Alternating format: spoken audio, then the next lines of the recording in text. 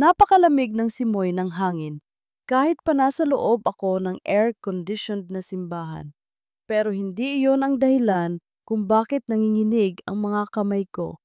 Naramdaman ko ang bigat ng puting belo, ang luksosong tela ng gown na pinili ng mama ko. Lahat perpekto, lahat ayon sa gusto ng lahat maliban sa akin. Nasa gitna ako ng isang kasal, ang kasal ko. Pero ang pakiramdam ko, para akong isang ibon na nakakulong sa ginintuang hawla. Hindi ko maintindihan. Bakit parang may bumubulong sa hangin na isa itong malaking pagkakamali? Bakit parang kinukurot ang puso ko sa bawat hakbang patungo sa altar? Nakatayo doon si Elias. Matangkad, tindig mayaman. May matatalim na tingin na parang yelo ang maaaring tumagos sa buto mo. Ang suot niyang barong ay nakadagdag sa kanyang karisma, pero hindi ito nakakubli sa aura ng pagkadi malapitan. Napakagwapo ni Elias, walang duda, pero ang mga mata niya ay walang emosyon, walang kislap ng pagmamahal, walang bakas ng kaligayahan.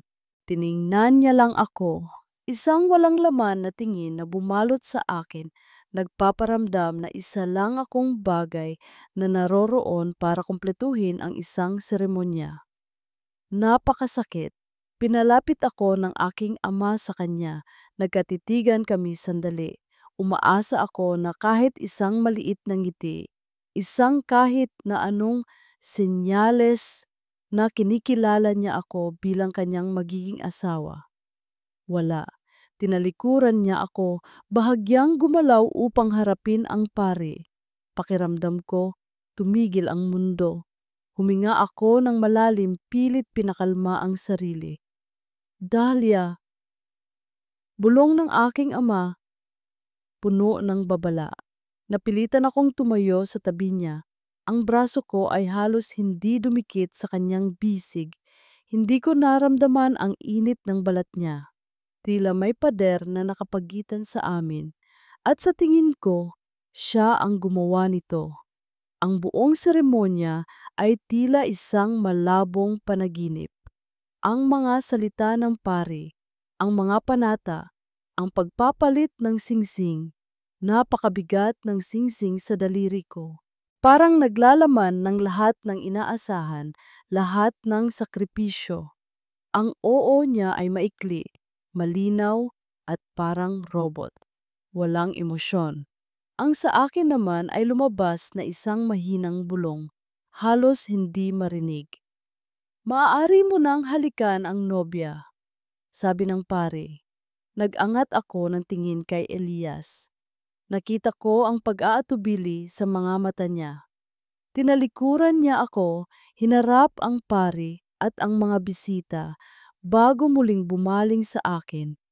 Isang mabilis, walang damdaming halik ang dumampi sa noo ko, hindi sa labi, sa noo. Ni hindi niya hinawakan ang kamay ko. Sa sandaling iyon, alam ko na. Ang kasal na ito ay isa lang papel, isang kontrata. Hindi ko na mapigilan ang mga luha ko, pero hindi ko hinayaang bumagsak ang mga ito. Hindi sa harap ng maraming tao, hindi sa harap ng taong ito na nagpaparamdam sa akin na ako ay isang walang silbing bagay.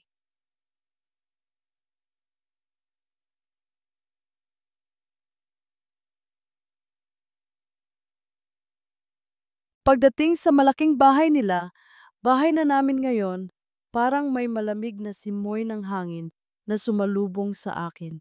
Malaki ito, maganda, pero walang buhay. Elias, sabi ko.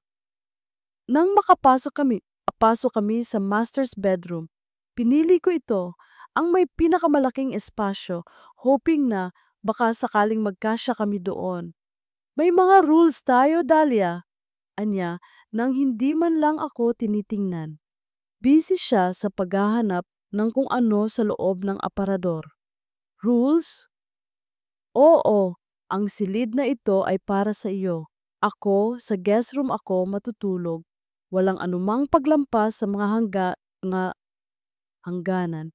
Walang personal na tanong, walang pakialamanan sa buhay ng bawat isa.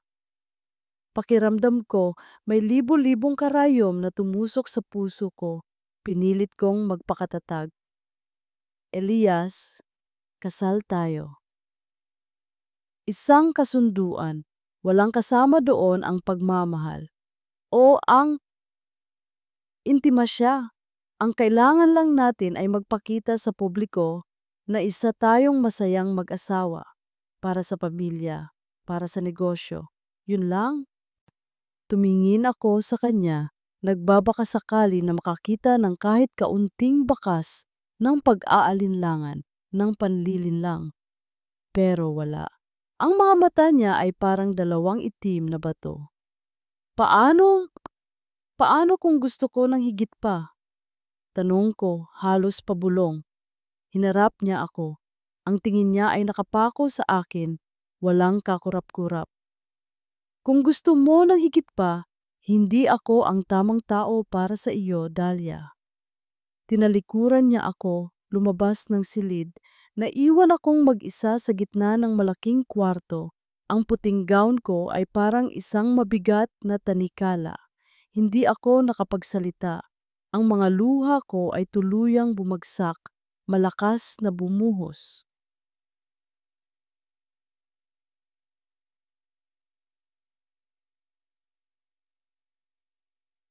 Kinabukasan, sinubukan kong maging normal. Ipinaghanda ko siya ng almusal, kape, tinapay, itlog, at sinangag.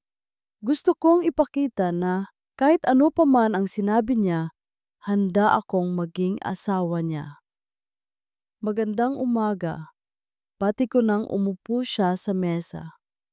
Umaga, maikling sagot niya. Kumain siya ng tahimik. Hindi niya tinikman ang sinangag na pinaghirapan kong lutuin. Ang kape lang ang ininom niya at mabilis na tinapos ang itlog. Aalis na ako, anya tumayo. Pero, hindi mo pa tapos, turo ko sa sinangag. Busog na ako. Napakasakit, para akong isang chef na pinaghirapan ang bawat putahe tapos ni hindi man lang binigyan ng kahit isang kagat. Elias, tawag ko, nilingon niya ako. Bakit? Tanong ko. Ang boses ko ay halos nanginginig. Bakit ganyan ka? Bakit mo ako pinakasalan kung ayaw mo naman sa akin? Napakaseryoso ng mukha niya. May mga bagay na hindi mo na kailangang malaman, Dahlia. At umalis na siya. Naiwan akong mag-isa sa hapagkainan. Ang pagkain sa mesa ay parang mga simbolo ng aking pagkabigo. Napakabigat ng loob ko. Napakalamig ng puso ko. Bakit ba ako pumasok sa ganito? Ano ba ang kasalanan ko? Sa loob ng malaking bahay na ito, sinimulan kong galugarin ang bawat sulok, umaasang makahanap ng kahit anong senyales, kahit anong bakas ng Elias na aking nakita sa isang maikling sandali. Ang Elias na may emosyon. Pumunta ako sa office niya, sa library. Lahat ay malinis, maayos, at walang personal na gamit na nagpapahiwatig ng kanyang pagkatao. Hanggang sa nakita ko ang isang lumang kahon sa ilalim ng desk niya. Hindi ito nakakandado. Binuksan ko ito ng dahan-dahan. Ilang lumang litrato, mga liham. Kinuha ko ang isang litrato. Isang litrato ni Elias, mas bata, nakangiti. Hindi ko pa nakita ang ngiting iyon sa kanya, pero ang nakakapag-ulat, nasa tabi niya ang isang magandang babae. Ang mga mata niya sa litratong iyon ay kumikinang, puno ng pagmamahal. Ang pagmamahal na hinahanap ko sa kanyang mga mata. Isang matalim na sakit ang tumusok sa puso ko. Sino siya? Hawak ko ang litrato, ang mukha ng babae at ang nangiti ni Elias ay tila sumusunog sa aking mga kamay. Sino ang babae na ito na nagbigay ng nangiti kay Elias, ng nangiti na hinding-hindi ko makukuha? Walang gabi na hindi ko tinatanong ang sarili ko. Anong ginagawa ko dito? Ano ba ang papel ko sa buhay ng Elias na ito? Kinabukasan, mas maaga akong nagising. Desidido akong subukang muli. Hindi ako sumusuko ng ganoon kadali. Kahit pa ang puso ko ay unti-unting lumalamig, may bahagi pa rin sa akin na umaasa. Bago siya bumaba, naghanda ako ng kape niya at inilagay sa tabi ng upuan niya. May maliit na note din. Good morning, Elias. I hope you have a good day. Naglakas loob din akong magluto ng adobong manok. Ang paborito raw niya ayon sa narinig ko sa isang pag-uusap ng kanyang lola. Nakita ko siyang bumaba. Kinuha niya ang kape at napansin ko ang bahagyang pagtigil niya sa note. Pero hindi niya binasa ng matagal o hindi ko lang nakita ang reaksyon. Umupo siya sa mesa, tahimik. Sana magustuhan mo ang adobo, Elias, sabi ko, pilit pinasigla ang boses. Paborito mo raw. Sandali siyang tumingin sa ulam. Kumuha siya ng kaunti, hindi nagsasalita. Naramdaman ko ang kaba. Gusto kong malaman kung ano ang reaksyon niya. Ngumunguya siya ng dahan-dahan. Masarap ba? Tanong ko. Okay lang, maikling sagot niya. Ang okay lang na iyon ay parang isang patak ng yelo sa mainit kong kape. Kahit paano, umaasa ako na sasabihin niyang masarap kahit pilit. Pero wala. Pinilit ko pa ring makipag-usap sa kanya. May meeting ka ba ngayon, Elias? Meron. Mahirap ba ang trabaho mo? Sandali siyang tumingin sa akin. Ang mga mata niya ay parang nagtatanong kung bakit ko pa tinatanong. Kailangan. Bumalik siya sa pagkain at sa muling pagkakataon, ang katahimikan ang bumalot sa aming dalawa. Ang ingay lang ng kutsara at tinidor ang naririnig. Natapos ang almusal. Tumayo siya, walang anumang ekspresyon. Dahlia, Anya. Bago pa man siya tuluyang makaalis, napatingin ako sa kanya, umaasa. Huwag ka nang mag-aksaya ng oras sa pagluluto para sa akin. May sarili akong agenda. At lumabas na siya. Parang may humatak sa puso ko at pinalamig iyon. Bakit ganoon siya? Bakit hindi niya man lang nakikita ang pagsisikap ko, ang pag-asa ko? Kahit ano pa man ang gawin ko, parang may pader na hindi ko kayang gibain. Isang pader na siya mismo ang nagtayo. Sa sumunod na mga araw, hindi ako sumuko. Sinubukan kong makahanap ng mga bagay na pwedeng pag-usapan. Minsan, nakita ko siyang nagbabasa ng libro sa library. Isa itong makapal na libro tungkol sa ekonomiya. Elias, pwede ba akong magtanong? Nagangat siya ng tingin pero hindi isinara ang libro. Ano? Mukhang mahirap ang binabasa mo. Kailangan? Gusto ko sana na malaman din ang tungkol sa trabaho mo para maunawaan kita. Tiningnan niya lang ako ng matagal. Hindi mo kailangan at ibinalik na niya ang tingin sa libro. Para akong isang bata na nagmamakaawa sa pansin ng isang magulang na abala. Hindi ko na lang pinilit. Pero may mga sandali na parang may kung anong bahagi niya ang bumababa sa pader na iyon. Isang gabi, malakas ang ulan. May biglaang brownout. Napakadilim. Nanginginig ako. Hindi ako sanay sa dilim, lalo na kung mag-isa. Narinig ko ang yapak niya sa hagdan, papunta sa direksyon ko. Dahlia, mahina niyang tanong. Hindi malamig ang boses niya. May bahid ng pag-aalala. Elias, sagot ko, lumapit sa kanya. Naramdaman ko ang hawak niya mapisa sa braso ko, mainit. At dahan-dahan niya akong iginaya sa sofa.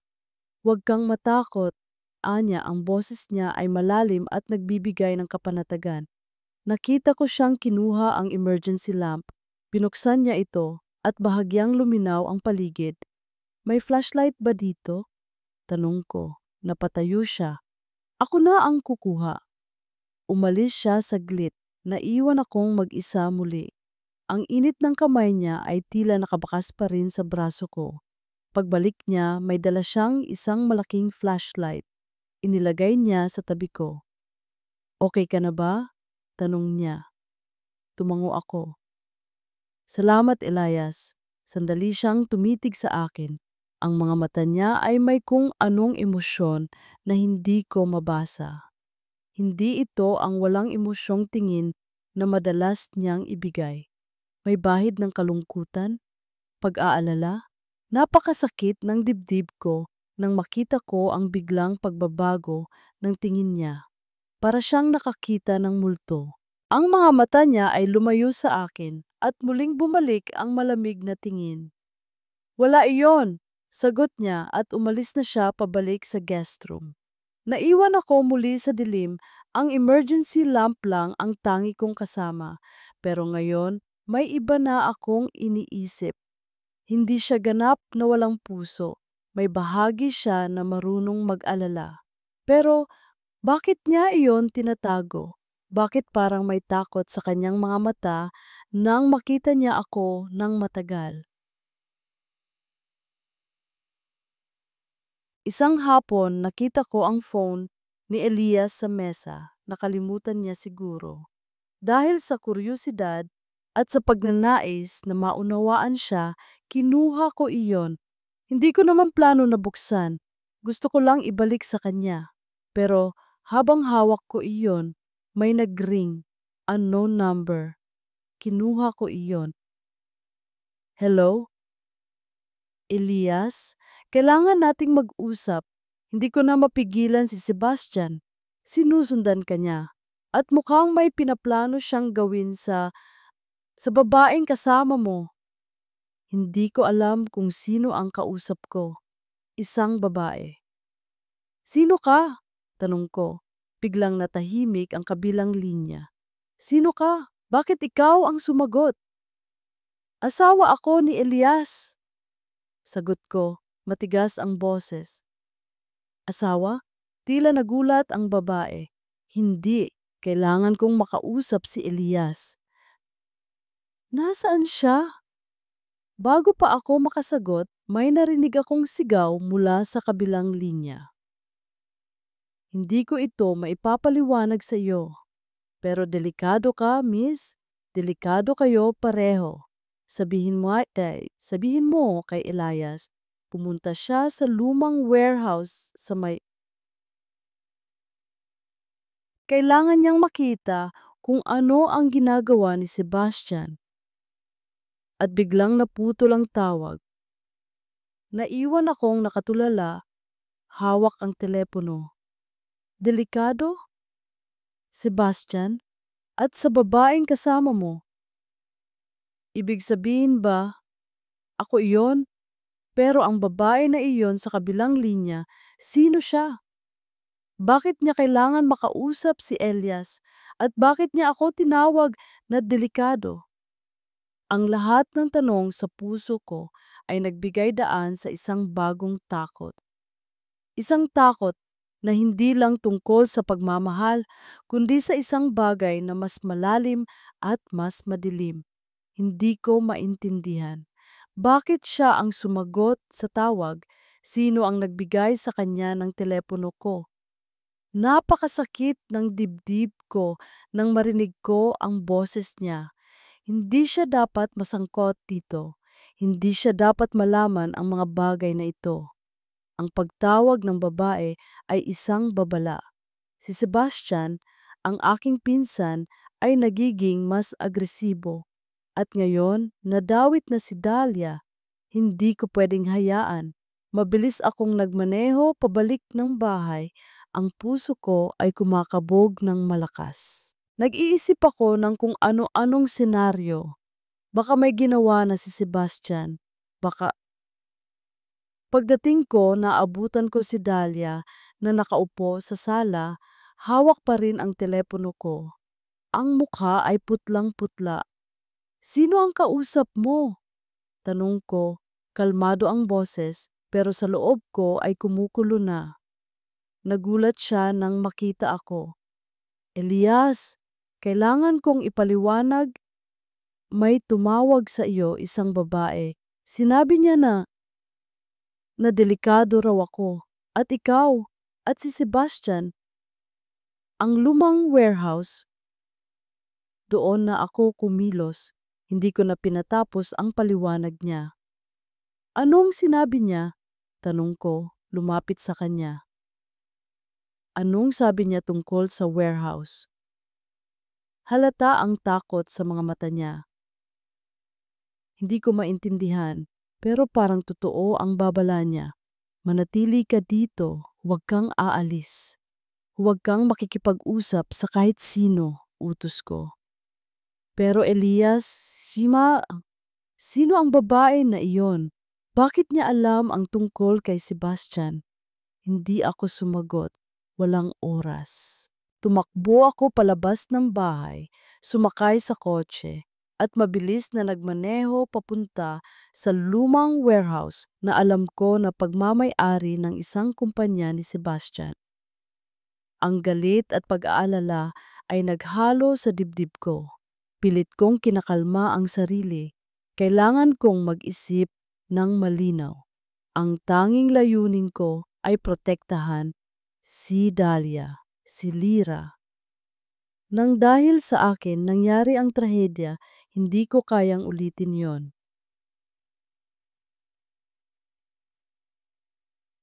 Pagdating ko sa warehouse, madilim. Tahimik. Pinark ko ang kotse ko sa malayo at dahan-dahan akong lumapit nag-iingat. Ang mga pintuan ay bahagyang nakabukas. May ilaw sa loob, sumilip ako.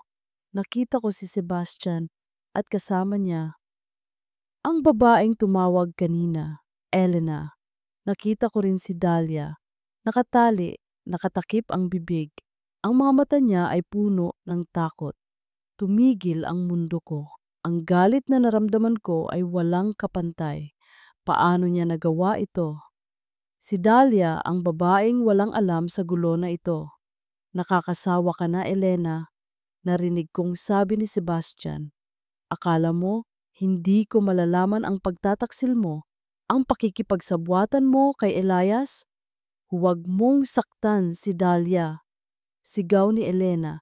"Wala siyang kinalaman dito." "Kinalaman?" Tumawa si Sebastian. "Ang babaeng ito ang susi sa lahat. Kapag nawala siya, tapos na ang lahat. Mawawala ang koneksyon ni Elias sa pamilya Ramirez at ang kumpanya nila ay tuluyan ng babagsak. At siya, si Elias, mag-isa na lang siya. Walang magmamahal sa kanya. Walang magtatanggol sa kanya. Tulad ng nangyari kay Lyra." Doon na ako lumabas sa pinagtataguan ko. "Sebastian!" Sigaw ko. Ang boses ko ay puno ng puot. Nagulat sila. Nakita ni Dahlia ako. Ang mga mata niya ay tila nagsasabing, "Elias!" "Well, well, well," ngumiti si Sebastian. "Narito ang bayani, ang kapatid kong walang silbi." "Pakawalan mo siya," sabi ko. Ang mga kamao ko ay nakakuyom. "At bakit? Para masira mo ulit ang lahat? Gaya ng ginawa mo kay Lyra?" Tumakbo ako palapit sa kanya.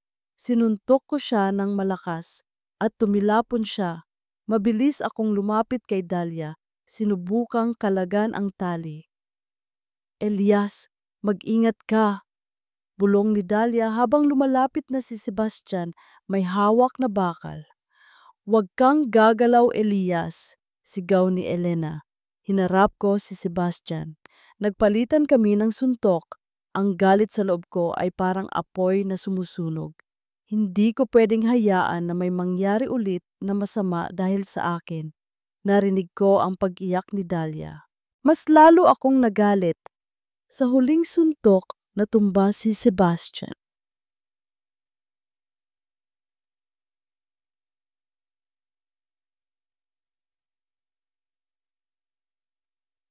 Kinagabihan, nasa bahay na kami. Nakaupo si Dahlia sa sofa, tahimik. Si Elena naman ay nagpaalam na. Matapos sabihin na tatawag siya sa pulis at kukunin ang lahat ng ebidensya.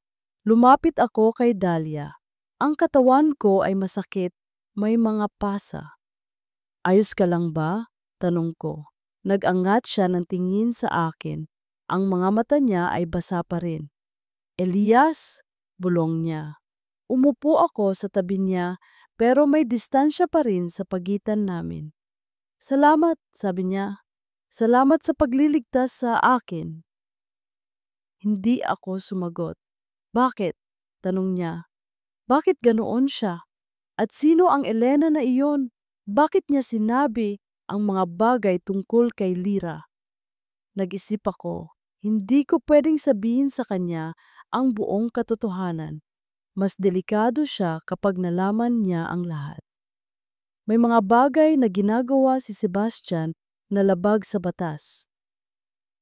At si Elena, siya ang kapatid ni Lyra. Lyra? Tumango ako. Ang ex-girlfriend ko. Namatay siya sa isang aksidente matagal na. At bakit kanya sinisisi? Hindi ako sumagot. Hindi ko kayang ipaliwanag iyon sa kanya. Ang bigat ng sisihan sa loob ko. Dahlia, sabi ko, tumingin ako sa kanyang mga mata. Makinig ka sa akin. Maging maingat ka. Hindi ito biro. Hindi ko alam kung ano pa ang gagawin ni Sebastian. Huwag kang aalis nang mag-isa. Huwag kang lalabas kung walang kasama. At huwag kang makikipag-usap sa kahit sino tungkol dito. Ang boses ko ay malalim. Ang tingin ko ay seryoso. Nakita ko ang pagbabago sa mga mata niya na hindi na lang takot, may bahid ng pag-unawa. Elias, bulong niya, kailangan mong magtiwala sa akin, sabi ko. Napatango siya, kinuha ko ang kamay niya, naramdaman ko ang init ng balat niya, biglang may kumatok sa pintuan. Malakas, napatayo kami pareho. Sino iyon? Napakabilis ng tibok ng puso ko, hindi ko alam kung sino ang kumatok. Ang lahat ng takot na naramdaman ko sa warehouse ay muling bumalik. Hinila ako ni Elias sa likod niya. Ang kamay niya ay mahigpit na nakahawak sa braso ko. Ang katawan niya ay parang pader na nagpoprotekta sa akin. Marahan siyang lumapit sa pintuan, sumilip sa peephole. Nagluwag ang balikat niya. Si Mang Tonyo, bulong niya. Ang driver. Binuksan niya ang pintuan. Nakita ko si Mang Tonyo na may hawak na sobre. Sir Elias, may nagpapabigay po. Galing daw po sa opisina. Sabi ni Mang Tonyo, ang boses ay nag-aalangan. Kinuha ni Elias ang sobre pero hindi pa man niya nabubuksan. May napansin ako sa likod ni Mang Tonyo. Isang anino na mabilis na gumalaw at nagtago sa likod ng malaking puno sa labas. Hinawakan ko ang braso ni Elias. Elias, may tao sa labas.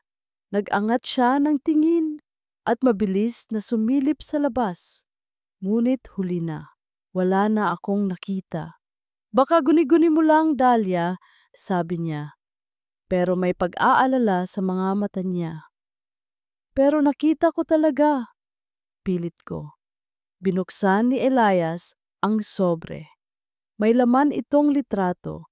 Isang litrato ni Elena at Elias nasa isang restaurant, tila nag-uusap ng masinsinan.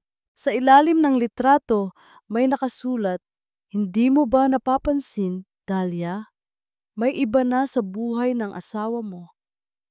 Naramdaman ko ang paglamig ng kamay ko, ang litrato, ang mga salita, ang lahat ng pagdududa ko ay muling bumalik. Tiningnan ako ni Elias. Nakita niya ang pagbabago sa ekspresyon ko. Dahlia, hindi ito totoo. Pinipilit niya lang na siraan ako. Pero paano ko paniniwalaan? Nakita ko ang litrato. Nakita ko ang anino sa labas. At ang babae sa telepono. Ang lahat ng sinabi ni Elias tungkol sa pagiging maingat ko ay parang nawalan ng saysay. Hindi totoo? Ang boses ko ay nanginginig. Elias, nakita ko ang litrato. Narinig ko ang babae sa telepono. Nakita ko kayo ni Elena sa warehouse. Nandoon si Elena para tumulong. Nakipag-ugnayan siya sa akin dahil may balak si Sebastian sa iyo, paliwanag ni Elias. Ang boses ay kalmado pa rin, pero may bahid ng pagmamadali. Kung ganoon, bakit hindi mo sinabi sa akin? Bakit hinayaan mo akong isipin na iking may iba ka? Ang mga luha ay nagsisimula nang bumalik sa mga mata ko. Sandali siyang natigilan, tila nag-iisip ng isasagot. Hindi mo kailangang masangkot dito. Mas ligtas ka kung hindi mo alam ang lahat. Napakasakit ng mga salitang iyon. Mas ligtas ako kung hindi ko alam. Mas ligtas ako kung pakiramdam ko ay niloloko ako. Ligtas? Ang boses ko ay nagtaas ng bahagya. Pakiramdam ko, Elias. Mas delikado ako ngayon dahil hindi ko alam kung ano ang totoo, kung sino ang pagkakatiwalaan ko. Tumingin siya sa litrato sa kamay niya, pagkatapos ay sa akin. Sebastian ang may pakana nito, Dahlia. Sinisira niya tayo. Ngumiti ako ng mapait. Ang madali, Elias, ay siraan ang isang bagay na hindi naman buo.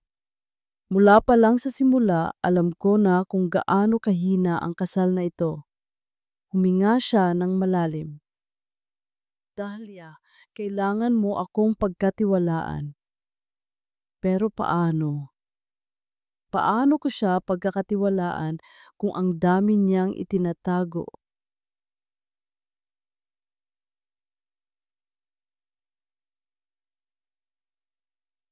Kinabukasan nanatili pa rin ang litrato sa isip ko. Ang anino sa labas ng bahay, ang boses ni Elena sa telepono. Sinubukan kong lumayo kay Elias. Hindi ako bumaba para sa almusal. Nagkulong ako sa kwarto, pero hindi rin ako nakaramdam ng kapayapaan. Naramdaman ko ang pangungulila, ang pagnanais na sana ay totoo ang lahat. Sana ay totoo ang pagmamahal na hinahangad ko. Nasa balkonahe ako ng kwarto ko nang makita ko ang isang kotse na huminto sa labas ng gate. Hindi ito ang kotse ni Elias. May bumaba. Si Sebastian. Napuno ako ng takot. Anong ginagawa niya dito? Mabilis akong pumasok, bumaba sa sala. Gusto kong sabihin kay Elias, pero wala siya. May kumatok sa pintuan. Nag-aalangan akong lumapit. Dahlia, alam kong nandoon ka. Wala si Elias. Lumabas siya. Boses ni Sebastian. May bahid ng pangungutya. Hindi ako sumagot. Nakita mo na ba ang mga litrato, Dahlia? Patuloy niya. Masakit, di ba? Ang malaman na ang asawa mo may itinatagong iba. Pero hindi lang iyon. May mas malalim pa siyang tinatago sa iyo. Hindi ko maintindihan. Anong tinatago niya? Alam mo ba, Dahlia, patuloy ni Sebastian, tila nakikipag-usap lang sa sarili. Ang pamilya ninyo, nalulugi na. At ang kasal ninyo, isa lang itong business transaction para mailigtas kayo. Si Elias ang tagapagligtas ninyo. Pero sa palagay mo ba, totoo ang pagmamahal niya sa iyo? Ginagamit ka lang niya. Biglang tumigil ang mundo ko. Ang bawat salita niya ay parang tumama sa puso ko. Ang pamilya namin, nalulugi, ang kasal namin, transaksyon lang, ang lahat ng pagdududa, ang lahat ng pagkabigo, ang lahat ng sakit ay naghalo sa loob ko. Hindi ito pwede. Kailangan kong malaman ang totoo. Hindi na ako nakinig pa kay Sebastian. Tumakbo ako papunta sa office ni Elias. Kailangan kong makakakita ng ebidensya. Kailangan kong malaman kung totoo ang sinasabi niya. Binuksan ko ang computer niya. May mga folder na may password. Pero sa isang folder na nakabukas, nakita ko ang mga dokumento. Financial reports, negosasyon sa merger, mga detalye ng utang ng kumpanya namin. At ang pinakamasakit, isang kontrata, ang kontrata ng kasal. May mga clause tungkol sa pagmamay-ari, sa paglilipat ng shares, nanginig ang mga kamay ko. Lahat ng sinabi ni Sebastian ay totoo. Kasal ako hindi dahil sa pag-ibig, kundi dahil sa pera, dahil sa negosyo. Ako ay isang gamit, isang bagay. Hindi lang iyon, may nakita akong email mula sa isang Elena Jimenez. Subject: Important update on Lira's case and Sebastian's plan. Binuksan ko ang email. May mga attachment, mga file ng investigasyon, mga pangalan ng mga tao, at isang lumang litrato, litrato ni Elias. Mas bata, nakayakap sa isang babae, si Lira. Ang babaeng nasa litrato sa lumang kahon. Ang babaeng tinitigan ni Elias ng puno ng pagmamahal. At sa tabi niya, si Elena. Magkapatid sila, napaatras ako. Ang lahat ng palaisipan ay nag-uugnay. Ang coldness niya, ang mga lihim, ang proteksyon niya sa akin, at ang pagmamahal niya sa babaeng iyon. Hindi lang isang babae ang nakikita niya. Dalawa. At ako ay nasa gitna ng lahat. Isang sagabal. Isang bahagi ng isang transaksyon. Naramdaman ko ang paglamig ng buong katawan ko. Para akong mawawalan ng hininga. Paano ko haharapin si Elias? Paano ko siya tatanungin tungkol dito? Ang lahat ng iniisip kong maliliit na senyales ng pagmamahal niya sa akin ay biglang nawala. Napalitan ng isang katotohanan na masakit at hindi ko kayang tanggapin. Napakabilis ng tibok ng puso ko. Hindi ko alam kung ano ang dapat kong maramdaman. Galit, sakit, pagkabigo, lahat ng iyon ay naghalo-halo, bumubuo ng isang nakakapanakit na buhol sa lalamunan ko. Hawak ko pa rin ang mga dokumento, ang litrato ni Lira at Elena, ang email mula kay Elena. Ang lahat ng ebidensya ay tila sumisigaw ng katotohanan na mas masakit pa kaysa sa inaakala ko. Hindi lang pala tungkol sa kasunduan ng negosyo. Hindi lang pala tungkol sa pagiging gamit ko. Ito ay tungkol din sa isang nakaraan na hindi ko kailanman mapapantayan. Ang babaeng mahal ni Elias, si Lira, at si Elena, ang kapatid niya na kasama niya sa pag-iimbestiga. Napakasakit. Narinig ko ang pagbukas ng pintuan sa labas. Si Elias. Mabilis kong isinara ang computer, inilagay pabalik ang mga dokumento sa folder. Hindi ko kaya. Hindi ko kayang harapin siya ngayon. Hindi ko kayang magkunwari na walang alam. Lumabas ako ng opisina at nagmamadaling umakyat sa kwarto. Narinig ko ang yapak niya sa hagdanan. Dahlia! Hindi ako sumagot. Pumasok ako sa kwarto, sinara ang pintuan, at sinigurado kong nakalak. Pagkasara ko ng pintuan, doon ko na pinakawalan ang lahat. Ang mga luha ko ay bumuhos ng walang tigil. Hinayaan ko ang sarili kong lumuha. Sumigaw ng walang boses. Bakit? Bakit niya ako pinakasalan kung may ganito pala? Kung ang puso niya ay nakalaan pa rin sa isang patay na. Napakasakit.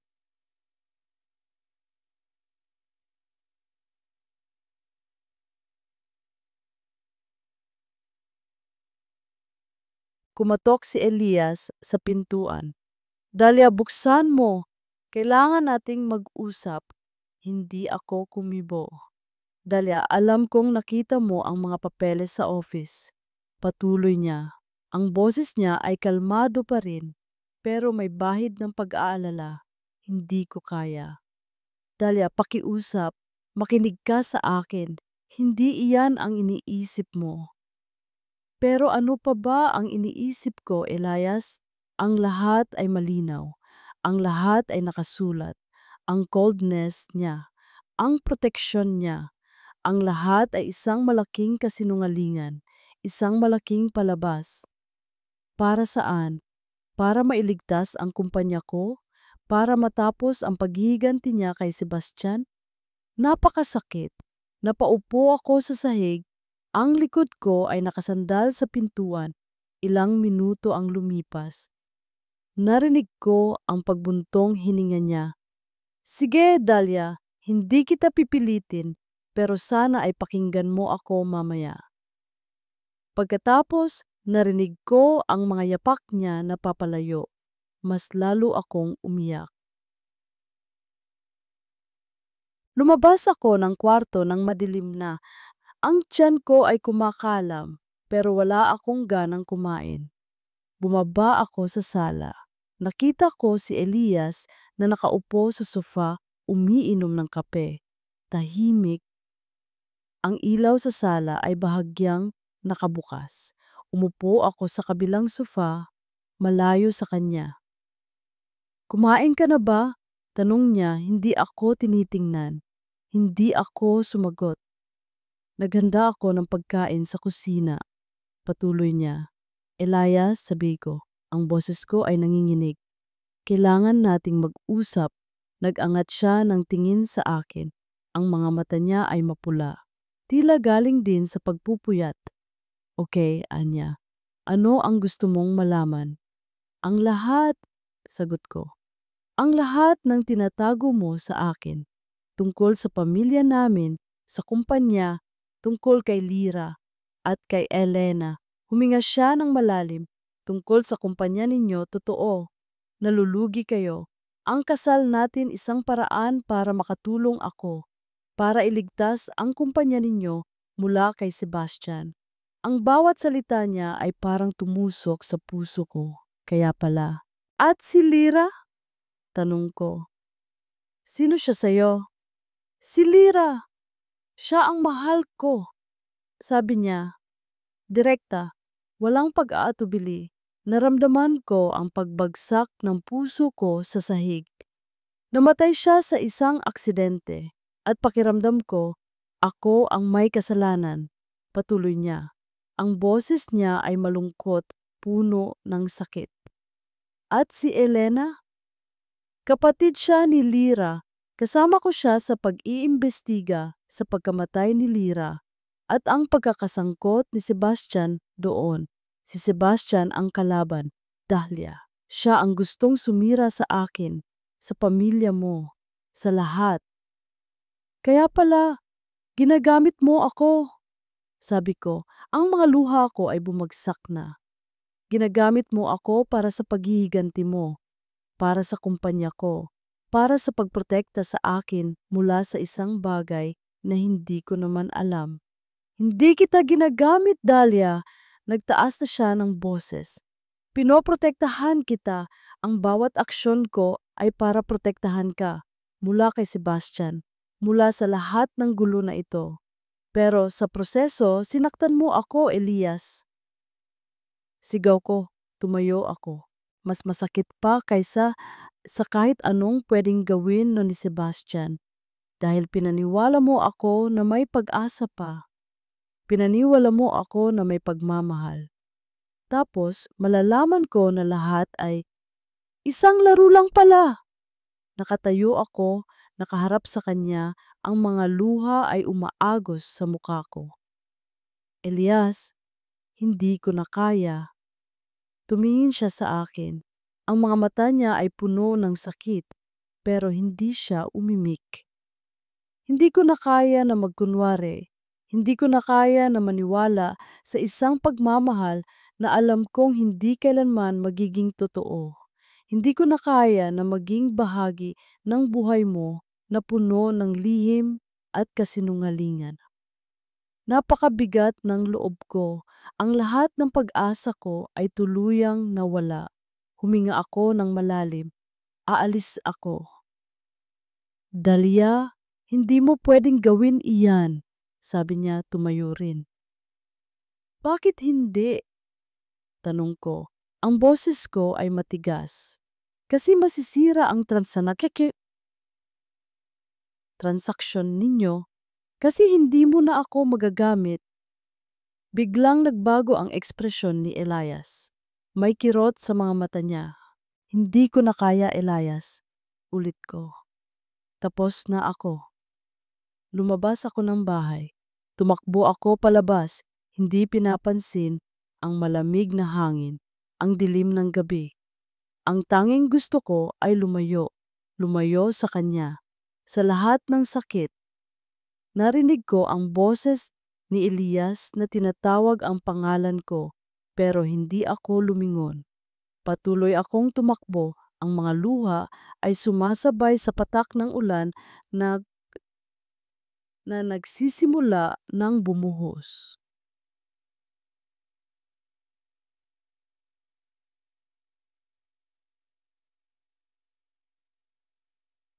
Napakabilis ng pagtakbo ni Dahlia, parang isang usok na nawala sa dilim ng gabi. Dahlia, sigaw ko pero walang sumasagot. Sinubukan kong habulin siya pero parang may pumipigil sa mga paa ko. Isang pader na hindi ko nakita, ngunit naramdaman ko ang bigat. Ang pader na ako mismo ang gumawa. Nakita ko siyang nawala sa paningin ko. Ang kotse ko ay nasa garahe, pero hindi ako makagalaw. Naramdaman ko ang sakit sa dibdib ko.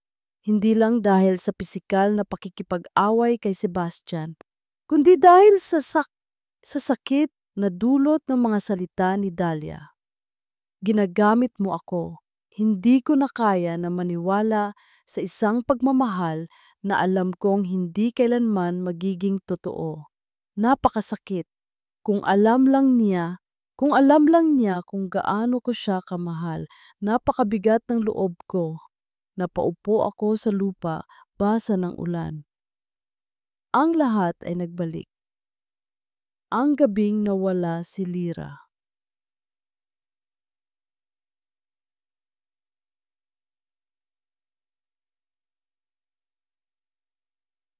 5 taon na ang nakalipas. Umuulan din noon. Isang malakas na bagyo. Nagtalo kami ni Lyra. Naging masyado akong abala sa trabaho, sa pamilya. Nakalimutan ko na may nagmamahal sa akin at umaasa sa akin. Elias! Hindi na kita maintindihan. Palagi ka na lang abala. Hindi mo na ako binibigyan ng oras. Kung hindi ka na masaya sa akin, sabihin mo lang. Sigaw ni Lyra, ang mga mata ay puno ng luha. Hindi sa ganoon, Lyra. Mahirap lang talaga ang sitwasyon. Ang kumpanya, ang pamilya. Kailangan kong gawin ito para sa atin. Paliwanag ko. Para sa atin. Elias, parang wala nang tayo. Para kang estranghero sa akin. Pakiramdam ko, hindi mo ako mahal. Napakasakit. Gusto kong yakapin siya. Gusto kong sabihin na mahal ko siya. Pero hindi ko nagawa. Ang pride ko, ang takot ko, ang bigat ng responsibilidad na nasa balikat ko. Pinigilan ko ang sarili ko. Bahala ka na nga! Sigaw niya at tumakbo siya palabas ng bahay kahit umuulan. Nag-atubili ako. Gusto ko siyang sundan. Pero ang galit ko, ang pagod ko, hindi ko siya sinundan. At iyon ang huling pagkakataon na nakita ko si Lyra ng buhay. Kinabukasan tumawag ang pulis. Accident. Nadulas ang kotse niya sa daan. Namatay siya agad. Nawasak ang mundo ko. Ang lahat ng sisihan ay bumagsak sa akin. Kung sinundan ko siya, kung sinabi ko na mahal ko siya, kung hindi ako naging masyadong abala. Mula noon, nagbago ako. Nagtayo ako ng pader sa puso ko. Ayaw kong maramdaman ang sakit muli. Ayaw kong may masaktan ulit nang dahil sa akin, nang dahil sa aking pagiging abala, pagiging cold. Kaya nang dumating ang pagkakataon na pakasal kay Dahlia, tinanggap ko. Hindi dahil hindi ko siya gusto, kundi dahil kilala ko siya. Matagal na. Mula ng mga bata pa kami, nakita ko ang pagiging masayahin niya, ang pagiging mabait niya, at natatakot ako. Natatakot ako na kapag naging malapit ako, kapag pinakita ko ang pagmamahal ko, mangyayari ulit ang nangyari kay Lira. Kaya nagtayo ako ng pader. Isang pader para protektahan siya. Para protektahan ang sarili ko.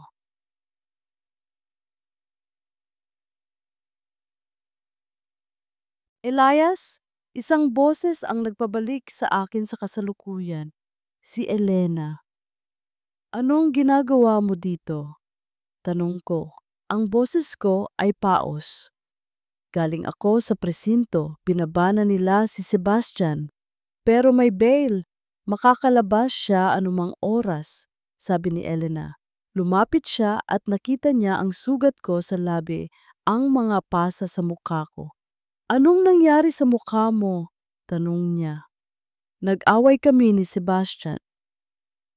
Alam ko, pero anong nangyari sa Dahlia? Nasaan siya? Tumingi ako sa dilim. Umalis siya. Umalis? Nagulat siya. Anong ibig mong sabihin? Nalaman niya ang tungkol sa kumpanya, tungkol sa kasal, tungkol sa iyo at kay Lira. Umiling si Elena. Elias, bakit hindi mo sinabi sa kanya ang totoo?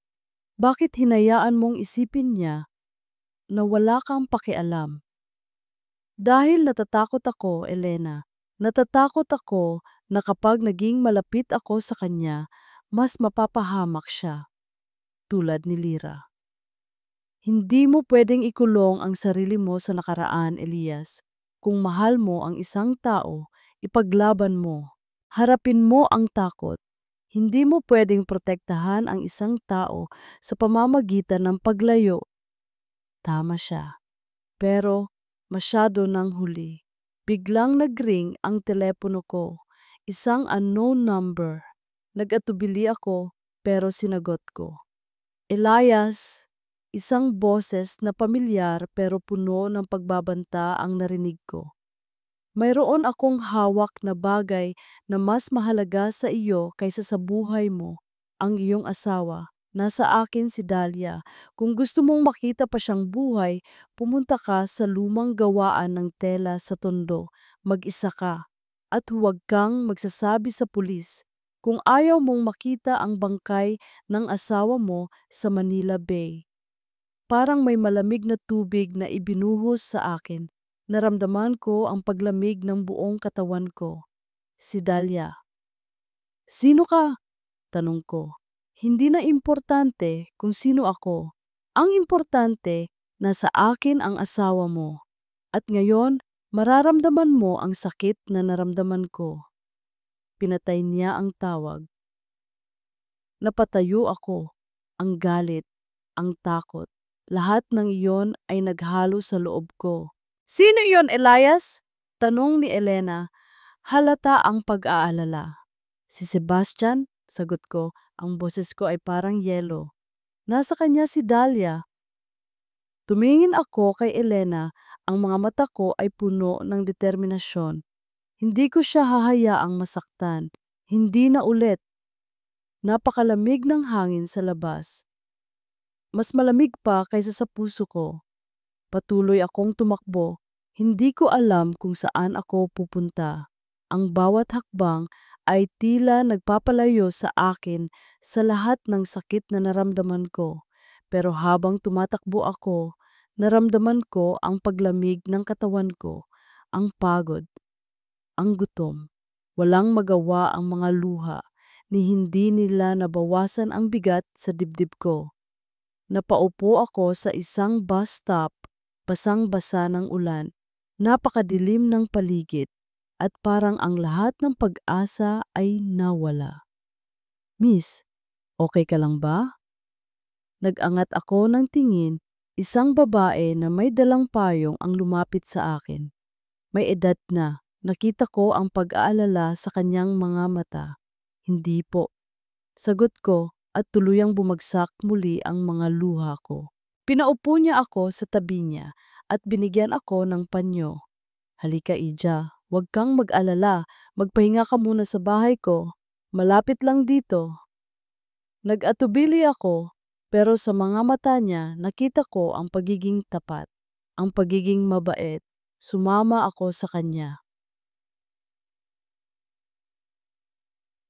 Sa maliit na bahay ni Aling Nena, ang babaeng sumaklolo sa akin, naramdaman ko ang bahagyang init.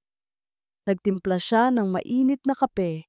Magkwento ka, Ija. Anong problema mo? Sabi ni Aling Nina habang nilalagay ang kape sa harapan ko. Sa loob ng ilang oras, kinwento ko ang lahat. Ang kasal, ang coldness ni Elias, ang litrato ni Lira, si Elena, si Sebastian, at ang mga papeles tungkol sa kumpanya. Ang pakiramdam na ako ay isang gamit lang. Tahimik lang si Aling Nena na nakikinig. Ija, sabi niya nang matapos ako. Sa buhay, hindi lahat ng nakikita mo ay totoo at hindi lahat ng nararamdaman mo ay buong katotohanan. Hindi ko maintindihan. Alam ko ang pamilya Ramirez at ang kumpanya ninyo. Matagal na kaming nagtatrabaho sa kanila. Ang kumpanya ninyo matagal nang nahihirapan. Ang daddy mo may pinagtatakpan din. Nagulat ako. Ano po ang ibig ninyong sabihin? Ang daddy mo may malaking pagkakamali sa negosyo at si Elias, siya ang tumulong, ang kasal ninyo. Hindi lang yan basta transaksyon. Ito ay para maprotektahan kayo. Ang pamilya ninyo, ang kumpanya ninyo. Naguluhan ako. Pero bakit hindi niya sinabi sa akin? Masyadong komplikado ang mundo ng mga mayayaman, Ija. At si Elias, siya ang tipo ng tao na mas gugustuhin pangpasanin ang lahat ng mag-isa kaysa ipaalam sa iba ang mga problema niya, lalo na kung ang proteksyon ng mahal niya ang nakasalalay. Mahal niya? Alam kong nasasaktan ka ngayon, Dahlia, pero ang taong iyon na sinasabi mong malamig, siya ang naglagay sa sarili niya sa panganib para iligtas kayo.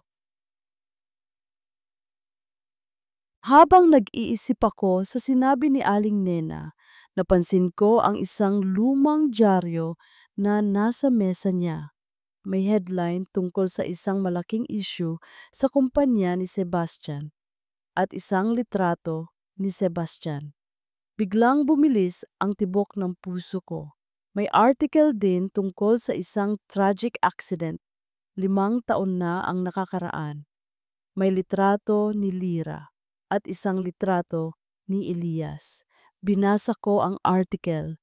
Ito ang aksidente ni Lira at ang pagkakasangkot ni Sebastian. Ang pamilya ng biktima naniniwala na may foul play at itinuturo ang kapabayaan ng isang Sebastian Corp sa maintenance ng kalsada. Ang lahat ay nag-uugnay. Ang pagkamatay ni Lira, ang galit ni Elias kay Sebastian, ang pag-iimbestiga ni Elena. Hindi lang pala pag-ibig ang itinatago ni Elias. Ito ay tungkol sa katarungan, sa paghihiganti at sa pagprotekta sa akin. Napakasakit, napakabigat ng dibdib ko, nagkamali ako. Ang lahat ng pagdududa ko, ang lahat ng galit ko kay Elias, napakaduwag ko. Hindi ko siya pinakinggan. Hindi ko binigyan ng pagkakataon na ipaliwanag. Pero ang masakit, ang lahat ng pagprotekta niya sa akin ay nagdulot ng sakit. Ang bawat coldness niya, bawat distansya niya ay isang pagtatangka para ilayo ako sa panganib. At ngayon, wala ako sa piling niya. Nasaan siya? Ayos lang ba siya? Ang huling naalala ko ay ang pag-iyak ko, ang pagtakbo ko, at ang pagtawag niya sa pangalan ko. Kailangan kong bumalik. Kailangan kong malaman ang totoo. Kailangan kong humingi ng tawad.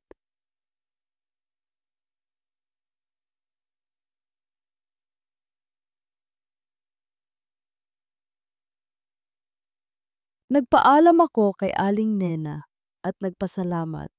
Habang naglalakad ako pabalik sa bahay, narinig ko ang sirena ng pulis. Malakas. Ang mga ilaw ng ambulansya, ang lahat ay nagpapahiwatig ng gulo. Mabilis akong tumakbo. Ang puso ko ay kumakabog ng malakas. Nakarating ako sa kanto ng aming kalsada. May mga pulis. May mga tao. Nakita ko ang isang grupo ng mga tao na nagtitipon sa harap ng isang lumang gusali. Isang warehouse. Lumabag ako sa mga tao.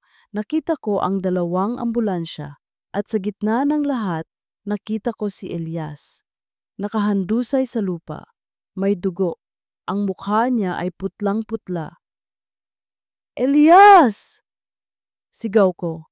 Tumakbo ako palapit sa kanya, nilabag ang mga pulis. Elias! Nakita ko si Elena na lumapit, umiiyak.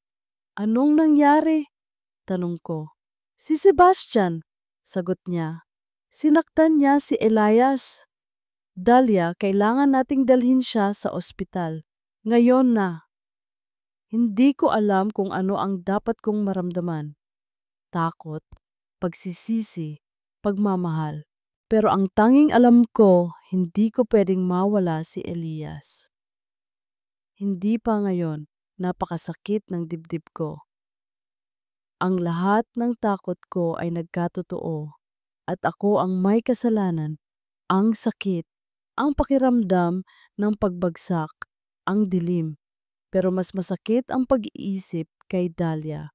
Ang mga huling salita niya, ang sakit na ibinigay ko sa kanya.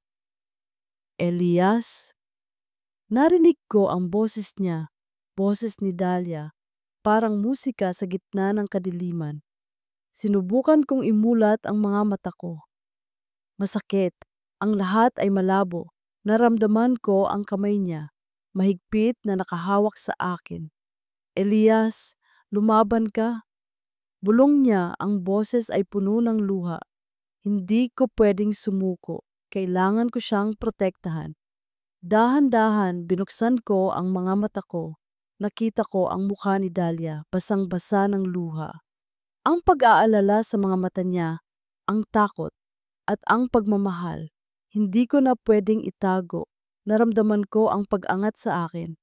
Nasa isang stretcher ako. Dadaling ka namin sa ospital, Elias, sabi ni Elena. Ang boses ay seryoso. Pero bago iyan, kailangan nating tapusin ito. Tiningnan ko si Elena. Nakita ko ang determinasyon sa mga mata niya. Si Sebastian, bulong ko.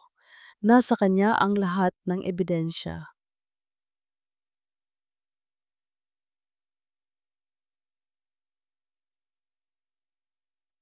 Sa ospital, matapos akong bigyan ng paunang lunas, kinailangan kong magsalita.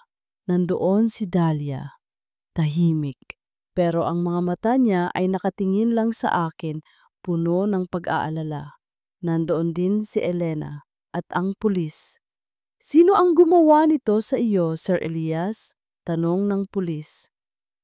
Tumingin ako kay Dalia. Hindi ko na pwedeng itago ang lahat. Si Sebastian, sagot ko. Siya ang may gawa nito. At siya rin ang may gawa sa pagkamatay ni Lyra. Nagulat ang pulis. Nagulat din si Dalia. Elias, anong sinasabi mo? Tanong ni Dalia, ang boses ay nanginginig. Ang lahat ng pinagtataguan ko sa iyo, Dalia. Sabi ko, ang boses ay mahina pa rin. Ang lahat ng iyon ay tungkol kay Sebastian at sa pagkamatay ni Lyra. Huminga ako ng malalim. Si Lyra, hindi siya namatay sa aksidente. Si Sebastian ang may pakana. Nagulat si Elena. Ano? Hindi totoo iyan. Nakita namin ang mga records ng pulis. Aksident iyon. Peke ang mga records, Elena. Sabi ko. Tinago ni Sebastian ang lahat. Siya ang nagplano na sirain ang kotse ni Lyra. Dahil nalaman niya na may koneksyon si Lyra sa pamilya Ramirez. At ang pamilya Ramirez, ang kumpanya ninyo, Dalia, pinipilit niyang pabagsakin. Ang kumpanya? Naguluhan si Dalia. Oo, matagal na niyang target ang pamilya Ramirez. Gusto niyang makuha ang lahat. At nang malaman niya na may koneksyon ako sa iyo, Dalia, at sa inyong kumpanya, ginamit niya si Lyra. Ginawa niya ang lahat para sirain ang lahat ng koneksyon namin sa inyo. At ang kasal? Tanong ni Dalia. Ang kasal natin, pinlano ko hindi lang para iligtas ang kumpanya ninyo, kundi para protektahan ka, Dalia. Para ilayo ka kay Sebastian. Alam kong delikado siya at ayaw kong mangyari sa iyo ang nangyari kay Lyra. Umiling si Elena. Hindi ko maintindihan bakit hindi mo sinabi sa akin. Dahil natatakot ako, Elena. Natatakot ako na kapag nalaman mo ang totoo, mas delikado ka. Lalo na kay Sebastian. Pero bakit ngayon mo lang sinasabi ang lahat? Tanong ni Dalia, ang mga mata ay puno ng luha. Tumingin ako sa kanya at sa sandaling iyon hindi ko na pwedeng itago ang lahat. Dahil mas masakit pa sa akin ang makita kang nasasaktan, ang makita kang nagagalit, ang makita kang umalis. Akala ko, mas mapoprotektahan kita kung malayo ka sa akin. Pero nagkamali ako. Ang paglayo ko, mas lalo kang naging delikado. Hinawakan ko ang kamay ni Dalia. Dalia, ang lahat ng ginawa ko, ang pagiging malamig ko, ang pagtatago ko, lahat ng iyon ay para sa iyo, para sa akin. Ang boses ni Dalia ay nanginginig. Oo, mahal kita, Dalia. Mahal na mahal kita. Walang ingay, walang tunog.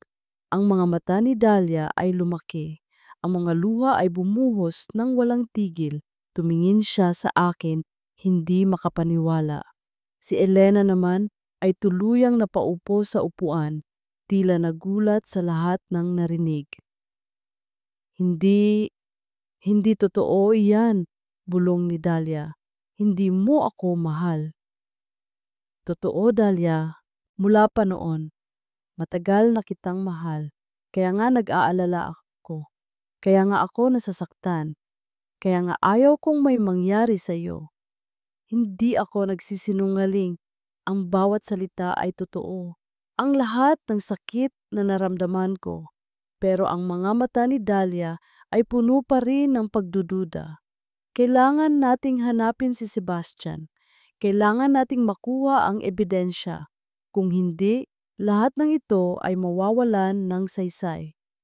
Sabi ko sa pulis, at sa huling lakas tinuro ko ang lokasyon ng lumang warehouse na alam kong pinagtataguan ni Sebastian. Biglang bumilis ang tibok ng puso ko. Pakiramdam ko, nawawalan ako ng hininga. Naramdaman ko ang paglamig ng katawan ko, ang lahat ng sakit. Ang huling nakita ko ay ang mukha ni Dalia, ang mga luha niya ang kanyang pag-aalala. Elias, sigaw niya, at tuluyan na akong nawalan ng ulirat. Napakabilis ng mga pangyayari mula sa pagtakbo ko sa ulan hanggang sa pagkakita ko kay Elias na nakahandusay, duguan. Ang puso ko ay parang binibiyak. Ang huling salita ni Elias, bago siya nawalan ng malay, mahal kita, Dalia. Totoo ba iyon? O isa na naman, inasan na naman itong panlilin lang para protektahan ako. Pero ang mga mata niya, ang sakit sa mga mata niya nang sabihin niya iyon. Hindi iyon pwedeng magsinungaling. Habang nakahandusay siya sa stretcher at dinala siya ng mga paramedics sa ambulansya, sumama ako. Hinawakan ko ang kamay niya ng mahigpit. Elias, lumaban ka. Bulong ko. Kailangan kong marinig ang lahat. Kailangan kong malaman ang totoo.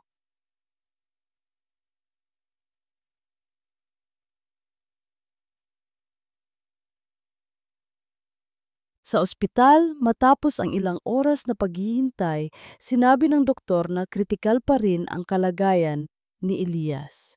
Maraming dugo ang nawala sa kanya. Malakas ang tama. Napakasakit ng dibdib ko. Pakiramdam ko, ako ang may kasalanan.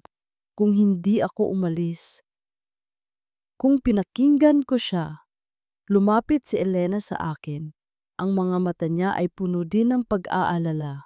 Dahlia, sabi niya, kailangan nating maging matatag. Si Elias, kailangan niya tayo. Pero totoo ba ang lahat ng sinabi niya, Elena? Tungkol kay Sebastian? Tungkol sa iyo, kay Lyra? Tumango si Elena. Oo, Dahlia. Ang lahat ng iyon ay totoo. Pinrotektahan niya lang kayo. Ang pamilya mo, ako, mula kay Sebastian. Mula pa noon, hinahanap namin ang hustisya para kay Lyra. At si Elias, siya ang gumagawa ng lahat para magawa iyon. Naramdaman ko ang pagbagsak ng mga luha ko. Ang lahat ng galit ko, ang lahat ng sakit ko ay napalitan ng pagsisisi. Napakaduwag ko, napakababaw ko. Biglang may lumapit sa amin. Isang pulis. Miss Dahlia, kailangan po namin kayong tanungin. Alam niyo po ba kung nasaan si Sebastian? Hindi ko po alam, sagot ko, pero may biglang naisip ako. Ang lumang warehouse. Sir, sabi ko, ang warehouse sa Tondo. May sinabi si Elias tungkol doon. Mabilis na umaksyon ang pulis, pero huli na. Isang tawag ang dumating sa telepono ni Elena. Sebastian? Bulong ni Elena, ang muka ay putlang-putla. Hawak niya si Manang Celia, ang lola ni Elias. Napakabilis ng tibok ng puso ko. Hindi pa tapos. Gusto niyang makipagkita. Sa lumang pabrika ng damit sa may pier. Patuloy ni Elena. Kailangan niya raw si Dahlia. Ikaw, Dahlia. Tumingin ako kay Elena. Ako? Gusto niyang ikaw ang humarap sa kanya, mag-isa. Naramdaman ko ang takot, pero kasabay ng takot, may kumikislap na apoy sa puso ko. Hindi ko pwedeng hayaan. Hindi ko pwedeng hayaan na may iba pang masaktan nang dahil sa akin. Sige, sabi ko, ako ang pupunta. Nagulat si Elena. Dahlia, delikado, huwag kang sumama. Hindi, ako ang gagawa nito. Kung ako ang gusto niya, ako ang haharapin niya. Hindi ko na pwedeng hayaan na masaktan pa si Elias o si Manang Celia. Sinubukan akong pigilan ni Elena, pero desidido ako. Kailangan mong tawagan ang pulis, pero huwag kang magpahalata. Huwag kang magsasabi na pupunta ako, basta susundan mo ako. Utos ko. Sa lumang pabrika ng damit sa pier, madilim. Tahimik. Ang hangin ay amoy kalawang at asin. Nakita ko si Sebastian. Nakatayo siya sa gitna ng pabrika. May nakatutok na baril sa ulo ni Manang Celia. Dahlia, ngumiti siya. Napakagaling mong sundin ang utos. Pakawalan mo si Manang Celia, Sebastian, sabi ko. Pilit pinatatatag ang boses. At bakit? Gusto mo bang magaya ka sa Elias mo? Gusto mo bang makita kung paano mamatay ang mahal mo sa harap mo? Napakasakit. Anong gusto mo? Tanong ko. Ang lahat, ang kumpanya ninyo, ang pagbagsak ni Elias, ang lahat ng paghihiganti ko, sagot niya. Pero higit sa lahat, gusto kong maramdaman ni Elias ang sakit na naramdaman ko, ang sakit ng pagkawala. Hindi mo na pwedeng gawin iyan, sigaw ko. Huwag mong idamay si Manang Celia. Oh, talaga? Tingnan natin, anya. At itinutok niya ng mas mahigpit ang baril sa ulo ni Manang Celia. Naramdaman ko ang takot, ang pagkawala ng pag-asa. Biglang may narinig akong kaluskos. Mula sa likod ni Sebastian, hindi ko alam kung ano iyon. Pero sa isang iglap, nakita ko ang isang bakal na nakahandusay sa sahig. Hindi ako nag-atubili. Sa isang mabilis na kilos, tumakbo ako, kinuha ang bakal at pinukpok ng malakas sa likod ng ulo ni Sebastian. Ah! Sigaw niya. Nabitawan niya ang baril. Natumba siya. Mabilis akong lumapit kay Manang Celia. Kinakalagan ang tali. Dahlia, anong ginawa mo? Tanong ni Manang Celia, nanginginig. Kailangan ko po siyang iligtas, sagot ko, huminga ng malalim. Biglang naramdaman ko ang mainit na hininga sa leeg ko. Akala mo ba, matatalo mo ako, Dahlia?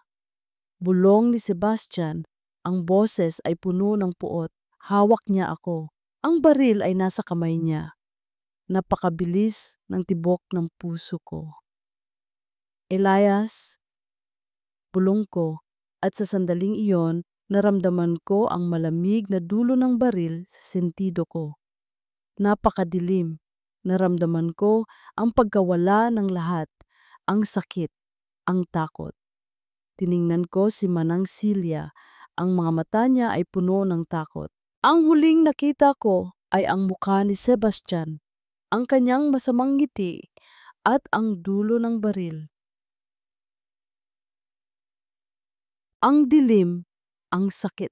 Pero ang isang boses ang patuloy na bumubulong sa aking isip. Dahlia. Narinig ko ang kanyang pangalan sa pagkawala ko ng ulirat. Naramdaman ko ang paghawak niya sa kamay ko. Hindi ako pwedeng mamatay. Hindi ko pwedeng iwan si Dahlia. Hindi na ulit. Dahan-dahan, iminulat ko ang mga mata ko. Ang lahat ay malabo. Elias? Si Elena. Ang mukha niya ay puno ng pag-aalala. Nasaan si Dahlia? Tanong ko, ang boses ay paos. Nasa ospital ka pa, pero alam na ng pulis ang warehouse na sinabi mo. Pupunta na sila doon. Sabi ni Elena, pilit pinakalma ang sarili. Hindi, sabi ko, pilit bumangon. Ang sakit. Ang lahat ng sugat ay tila muling bumukas. Kailangan kong pumunta. Kailangan kong iligtas si Dahlia. Hindi mo kaya, Elias. Tingnan mo ang sarili mo. Sigaw ni Elena. Hindi ko pwedeng hayaan. Hindi na ulit, sabi ko. Ang bawat kirot sa katawan ko ay nagpapalakas lang sa determinasyon ko. Elena, tulungan mo ako. Tumingin siya sa akin. Nakita niya ang determinasyon sa mga mata ko. Ang apoy. Huminga siya ng malalim. Sige, pero kailangan nating mag-ingat. Maraming pulis na ang papunta doon, pero hindi pa rin sapat.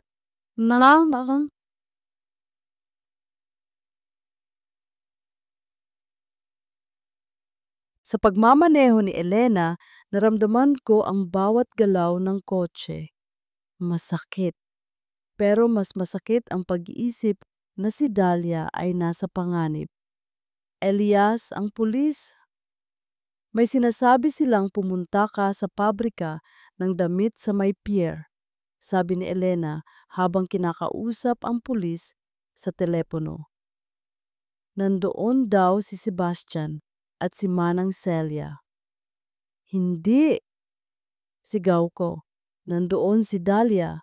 Biglang nagbago ang direksyon ni Elena. Mabilis siyang nagmaneho patungo sa pier, ang lumang pabrika ng damit. Alam ko ang lugar na iyon. isang madilim at abandonadong lugar.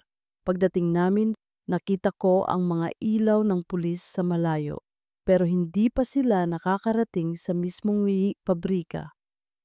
Mag-isa ako, sabi ko. Elias, hindi mo kaya, sigaw ni Elena. Kailangan, hindi ko na pwedeng ipahamak pa kayo. Kinuha ko ang baril na itinago ni Elena sa ilalim ng upuan. Huwag kang mag-alala, Elena, sabi ko. Hindi ako susuko.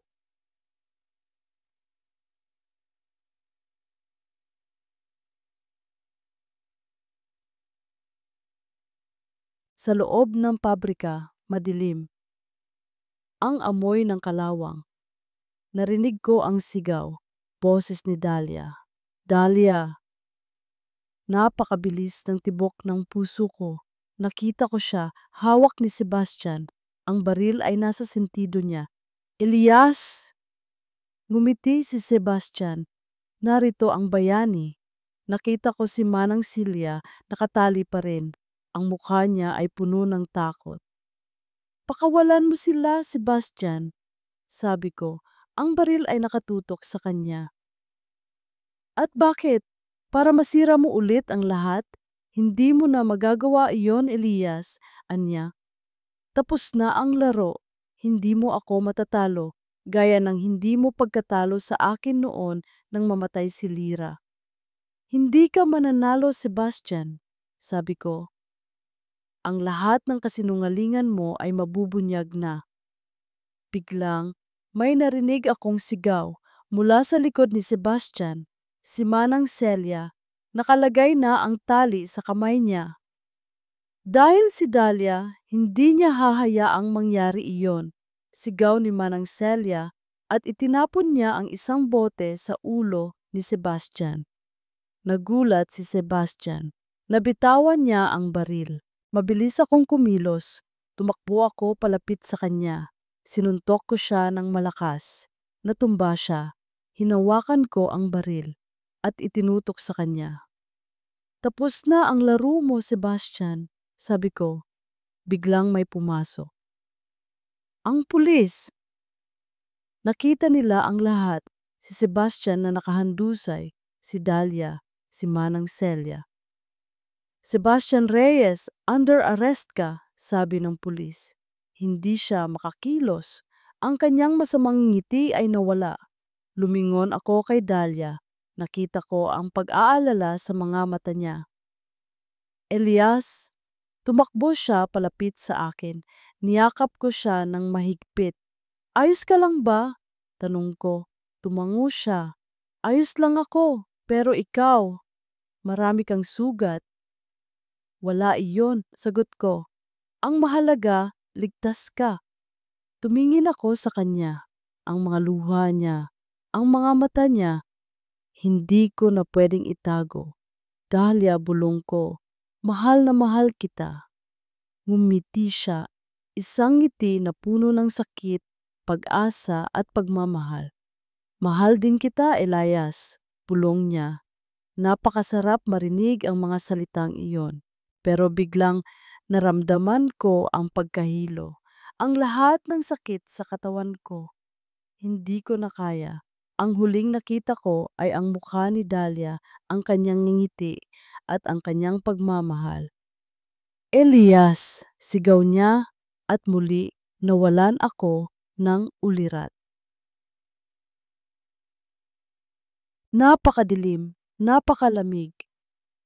Ang tanging naririnig ko ay ang tunog ng sirena ng ambulansya at ang malakas na tibok ng puso ko. Elias, lumaban ka! Hawak ko ang kamay niya, mahigpit. Ayaw kong bitawan. Ayaw kong mawala siya. Ang lahat ng sinabi niya, ang mahal kita, Dahlia. Ang lahat ng ginawa niya para protektahan ako. Ang lahat ng akala ko ay kasinungalingan, ngayon ay nagiging isang mapait na katotohanan. Ang bawat malamig na tingin, bawat paglayo ay isang pagtatangka niya upang ilayo ako sa panganib. At sa pagiging duwag ko, sa pagtanggi kong pakinggan siya, muntik ko na siyang mawala. Sa ospital, ang mga doktor ay mabilis na kumilos. Dinala si Elias sa operating room. Nag-iintay ako sa labas kasama si Elena at Manang Celia. Ang mga mata ko ay basa pa rin ng luha. Dahlia, magiging maayos ang lahat, sabi ni Manang Celia. Hawak ang kamay ko. Malakas ang apong ko. Pero ang takot sa puso ko ay hindi nawawala. Ilang oras ang lumipas. Napakabagal. Ang bawat minuto ay parang isang oras. Pagkatapos, lumabas ang doktor. Successful po ang operation. Ligtas na po si Mr. Elias. Anya. Napakasarap marinig ang mga salitang iyon. Naramdaman ko ang pagluwag ng dibdib ko. Para akong nakahinga ng malalim matapos ang matagal na pagpigil. Pero hindi pa rin ako mapakali. Kailangan ko siyang makita. Kailangan kong marinig ang lahat mula sa kanya.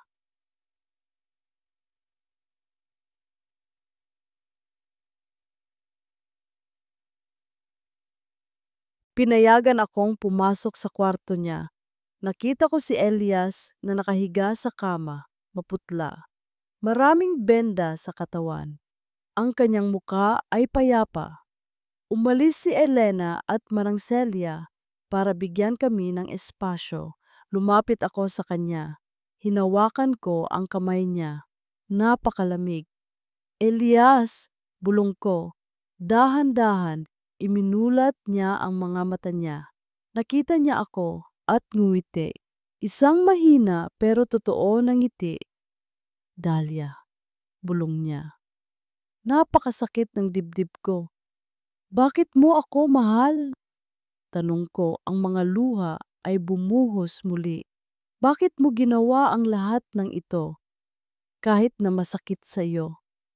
Huminga siya ng malalim. Dahil ikaw ang ilaw sa dilim ko, Dahlia. Mula pa noon. Noon? Oo, mula pa nang una kitang makita. Bata pa tayo. Sa isang event ng pamilya. Napakamasayahin mo, napaka-inosente. At ako ang tahimik na nakatingin sa iyo, sa malayo, pero hindi ko pwedeng iparamdam. Nagulat ako, hindi ko alam iyon. Ang lahat ng akala ko ay simula lang sa kasal. Nang mamatay si Lira, nangako ako sa sarili ko na hindi na ako magmamahal. Ayaw kong may mangyari ulit na masama nang dahil sa akin. Ayaw kong may masaktan ulit ng dahil sa pagiging abala ko, sa pagiging cold ko. Pero ikaw ang nagpabalik ng lahat ng damdamin ko. Kaya pala, ganoon ka kalamig sa akin, bulong ko. Oo, pinilit kong lumayo. Pinilit kong maging malamig. Para protektahan ka mula kay Sebastian, mula sa lahat ng gulo, at higit sa lahat mula sa sarili ko. Ayaw kong ulitin ang pagkakamali ko kay Lira. Pero sa proseso, sinaktan mo ako, Elias, ng sobra.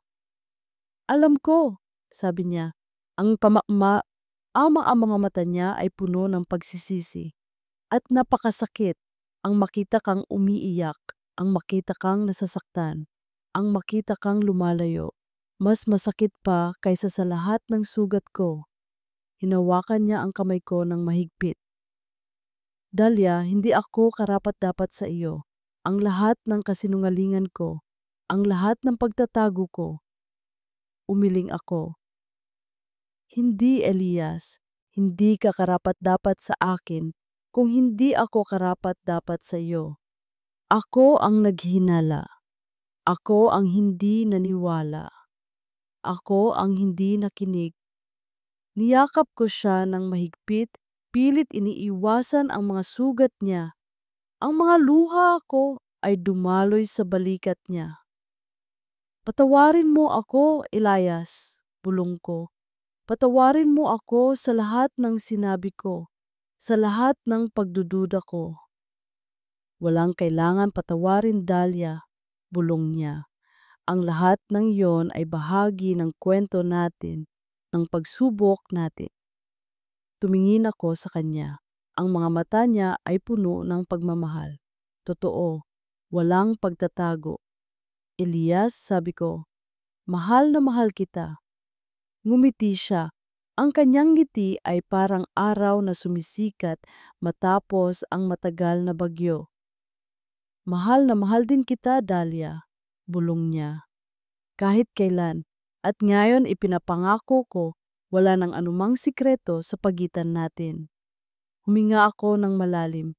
Pakiramdam ko, sa wakas, nagkaroon ako ng kapayapaan. Elias, tanong ko, gusto mo pa ba akong maging asawa mo? Hindi dahil sa kasunduan, kundi dahil sa pagmamahal. Tumingin siya sa akin. Ang mga mata niya ay kumislap. Dahlia, bulong niya, ikaw lang ang gusto ko. Ikaw lang ang mahal ko. Kailanman. At gusto kong maging asawa ka, hindi lang sa papel, kundi sa puso at sa lahat ng sandali ng buhay ko. Niyakap ko siya ng mahigpit. Sa wakas, ang lahat ng sakit, ang lahat ng pagdududa ay naglaho. Ang tanging natitira ay ang pagmamahal. Ang pagmamahal na lumitaw mula sa dilim.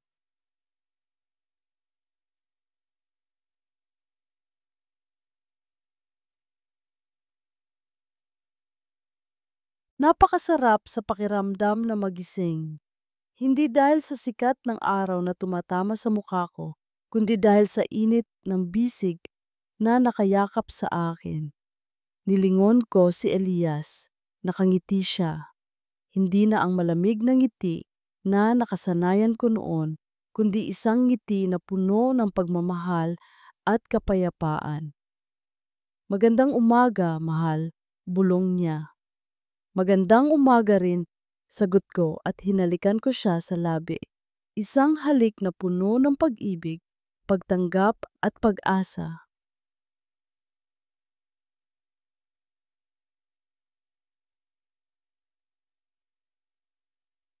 Lumipas ang ilang buwan. Si Sebastian ay nahatulan na sa kanyang mga krimen. Ang lahat ng ebidensya na nakalap ni Elias at Elena, kasama ang testimonya ni Manang Celia at ng mga saksi, ay naging sapat upang ipabilanggo siya. Ang kumpanya ni Sebastian ay tuluyang bumagsak. Ang kumpanya namin, sa tulong at gabay ni Elias, ay unti-unting bumangon. Hindi lang basta bumangon, kundi lumago at naging mas matatag.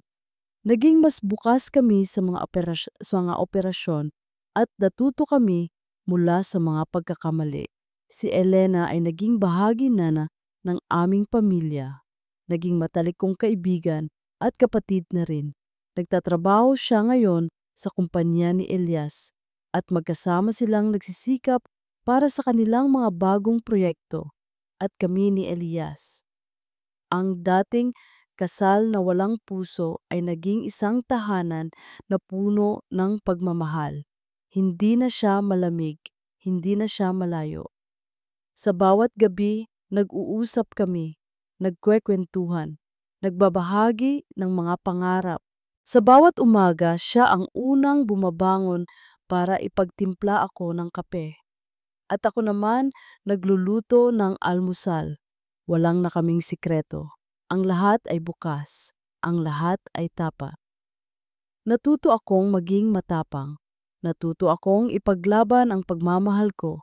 Natuto akong magtiwala. At si Elias, natuto siyang magbukas ng puso. Natuto siyang magpakita ng emosyon.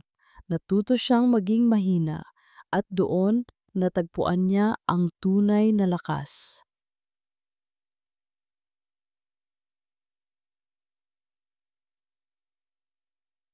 Isang taon na mula nang ikasal kami. Nagluluto ako ng paborito niyang adobo. Niyakap niya ako mula sa likod. Mahal na mahal ko ang adobo mo, Dahlia. Humiti ako. Ngayon, gusto mo na. Palagi naman, bulong niya sa tainga ko. ang totoo noon pa man, pero natatakot akong sabihin. Hinarap ko siya. Napakaduwag mo, Elias. Ngumiti siya. Oo, pero salamat sa pagiging matapang mo. Dahil kung hindi, baka wala na tayo ngayon. Napakasaya ko. Ang lahat ng pinagdaanan namin, ang lahat ng sakit, ang lahat ng pagsubok, lahat ng yon ay nagpapatibay sa aming pagmamahalan. Alam mo ba, sabi niya, may regalo ako sa iyo. Nagulat ako. Regalo? Para saan? Para sa bagong simula natin. Walang sikreto, walang pagtatago. Kinuha niya ang isang maliit na kahon mula sa bulsa niya. Binuksan niya. Isang magandang singsing.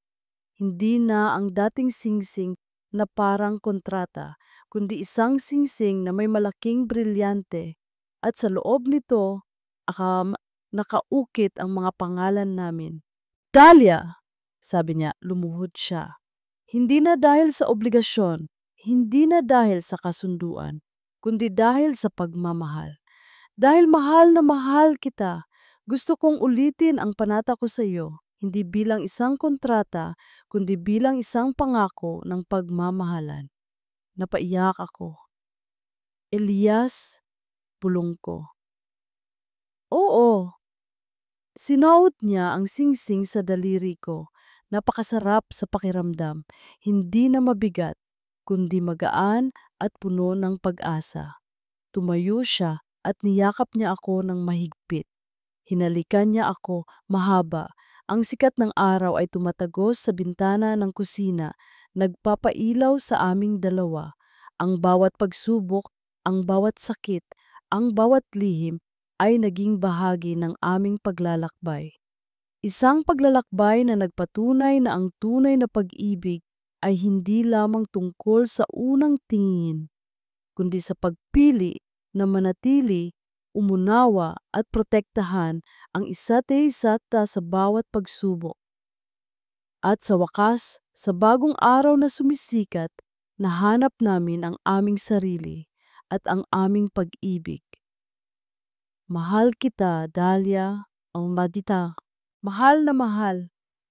Bulong ni Elias, ang boses ay puno ng pagmamahal. Mahal din kita, Elias. Sagot ko at niyakap ko siya ng mahigpit. Sa labas, ang araw ay sumisikat na.